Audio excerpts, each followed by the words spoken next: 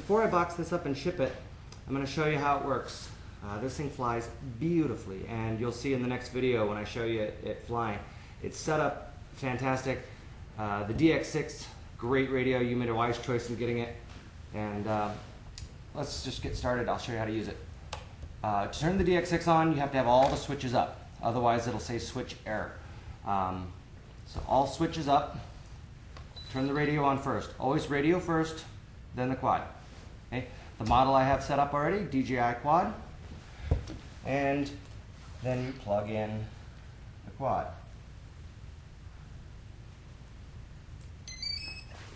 Okay. It's going to take a second to initialize and calibrate the gyros. The LED on this side shows you the status and what mode you're in. Now I'm inside, so it's not going to pick up a GPS signal, and so it's going to continually flash red periodically between other modes. Okay? I'm going to label these when I ship it, but this switch here, it's the gear switch. This is autopilot on and off. Okay? Right now, with all switches up, everything's off and it's in manual mode. Okay? Manual mode is really sensitive, super maneuverable, super fast, and actually kind of hard to fly. So I suggest don't use manual mode until you get really comfortable with this thing. There's really no need for it unless you want to do some fun zooming around. If you're doing filming, you'll never use manual mode. Okay, so we will turn on the autopilot. And now this switch here, the switch that says mix, is now your mode. Up is GPS position hold, and down is altitude hold. Okay? In altitude hold mode, that's probably what you'll fly most often. If you move the throttle stick up, it goes up. If you move it down, it goes down. But if you leave it in the center, it will maintain that altitude. And you can go up a little bit and then go back to center, and it'll maintain that new altitude. Obviously, down is the same way. Okay? With this switch back, it's in GPS hold mode, and now it maintains altitude and position. And you can move around to a new position, and then it'll hold that new position. If you don't have a GPS signal, right now, for example, I don't because I'm inside, GPS position hold won't work, but altitude hold will, because that's barometric pressure sensed by the unit. Okay? So if for some reason you lose GPS signal outside, it will go to just altitude hold mode by default. And the red flashing signal on the LED is telling us right now that we are in, the green is telling us that we are in GPS hold mode, but the red is telling us that we don't have a GPS signal. And now if I put it into altitude hold mode, the yellow is telling us we're in altitude hold mode, and the red is telling us, well, no, there's no red because we're not in GPS hold mode. Okay. And come back over here, switch autopilot off, and this becomes irrelevant when autopilot is off, and there's no light. That's manual mode. No light is manual mode. Okay? Fail safe, the way I have this set up is it's going to return to home and land. Okay? You have to turn autopilot off for fail safe to work, but the switch that says elevator dual rate is fail safe. And so no matter what mode you're in, if you want the craft to return to home, that's the GPS location that it picked up when it was initialized. It'll return to home, hover for 6 seconds, and then slowly land. Okay? Autopilot off, fail-safe on, and it's going to fly back home and land. Okay?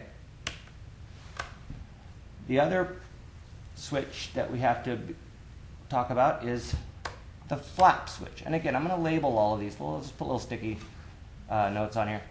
The flap switch is your heading control mode. This has two neat functions.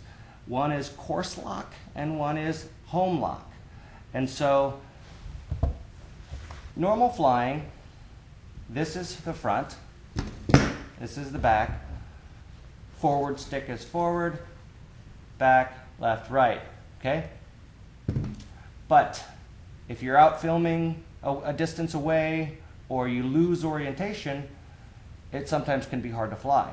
You don't know which way is front, or if you can't see which way is front. In home lock mode, it doesn't matter which way is front. No matter what orientation the craft is, for example, if you're pointing a camera at an object, you pull the stick back and it's going to come to you. You push the stick forward and it's going to go away. In any orientation. If you push the stick left, it's going to go left, and right's going to go right. So the nose now doesn't matter. And so sometimes this is called carefree mode. DJI calls it home lock mode. The other switch is course lock mode. And when in course lock mode, it will stay always on heading. No matter what, when you initialize it, it's pointed whatever, due north. It will always stay due north. So those are your two choices for directional control. The course lock mode isn't necessarily all that useful. The home lock mode is quite useful at times. And so what I have set up on this switch is normal flying, and switch down is home lock mode. And that's if you get a little further away and you can't see orientation, or if you have your camera pointed at a fixed object and you want to control it.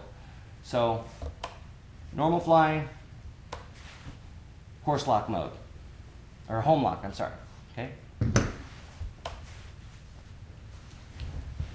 These have intelligent startup and shutdown. Right now, it's not going to do anything. Okay, so you don't have to worry about a throttle hold switch or bumping the throttle when you set it up. When you turn it on, you have to arm the quad to get it going, and you can either, there's several different ways to arm it. It's either both sticks left, or both sticks right, or both sticks down. Okay, so I just usually use down and out with both sticks, and then the props will be active. And if you touch the throttle within 5 seconds, they stay active. But if I don't touch the throttle for 5 seconds, it's going to go back into disarm mode. And all you have to do is throttle sticks out and down, and it will activate the motors. If your motors are turning, anytime you drop the throttle stick below 10%, it's going to drop the throttle, and in 5 seconds, it's going to deactivate the thing. So that's the way I have this set up. There's also intelligent mode, where the craft tries to guess how you want to arm and disarm. I don't like that, because sometimes I want to land and I'm pulling the throttle down and it lands too slowly.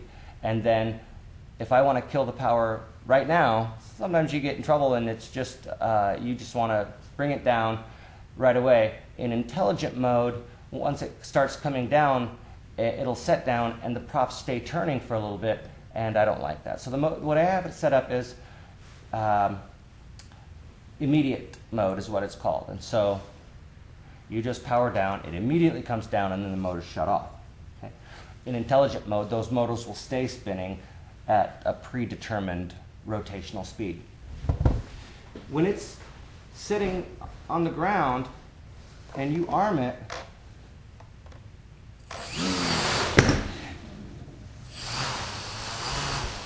not all the blades will spin. And so that's fine. That's exactly what we want. Not until you lift off does the flight controller start to understand which prop does it need to power to keep itself level. The first couple inches is ground effect, and it can be described as slippery. And so if you try to hover off the ground very carefully, which is probably what you're going to want to try to do, it's going to be slippery and ground effect and seem very unstable. what is best is to just sort of pop off the ground, I don't know, a foot, get out of ground effect, and then let it hover. And it will gain stability right away. And I can do that right here.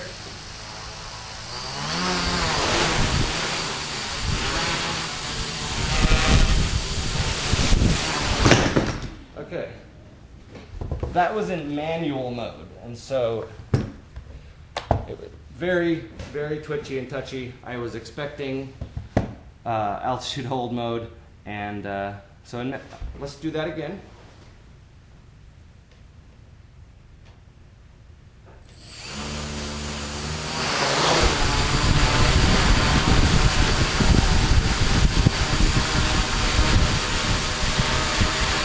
You can see how stable it is.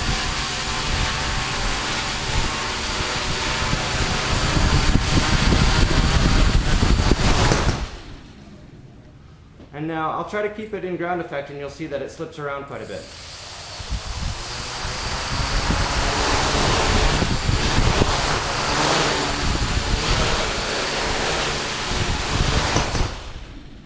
I don't know if that was the greatest example, but when you're taking off, just go to half throttle and it will lift off. Let it get a foot off the ground and then back the throttle off. And then you can start doing all gentle controls while you're getting used to how it flies. Gentle is the key. The movements you're making aren't big movements at all. They are millimeters only.